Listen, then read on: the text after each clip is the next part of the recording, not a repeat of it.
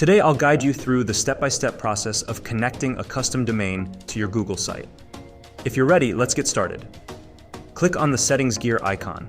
Click on Custom Domains, click on Start Setup. Enter your domain and click Verify your ownership. Click Continue. Copy the verification code provided. Now go to Namecheap.com, click the Sign In button, log into your Namecheap account. Navigate to the Domain List tab. Next to your domain, click the Manage button. Go to the Advanced DNS tab, scroll down to the Host Records section, and click Add New Record. Select the type as TXT record. For the host, type @ Paste the copied verification code into the value field. Leave the TTL on default and click Save Changes.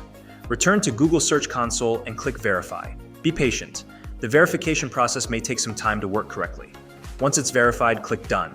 Now go back to your Google Sites dashboard. Click on Cancel, click on Start Setup, enter your domain and click Next. Copy the value provided. Then head over to your Namecheap dashboard. Click Add New Record again and select the type as CNAME record. For the name, type www. Paste the copied value into the data field. Leave the TTL on default and click Save. Now, if you get an error when trying to save the required record, it means that you need to delete the existing record that may already be added to your DNS records. So make sure you either delete that TXT or CNAME record or update the existing TXT or CNAME record with the new details that were just shown in this video. Return to the Google Sites dashboard and click Done. If everything is set up correctly, your website will be successfully verified.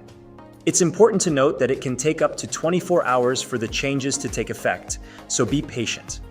Once the changes have propagated, you'll be able to access your Google site using your custom domain. You can check this by entering your domain name into a web browser and seeing if it redirects to your Google site.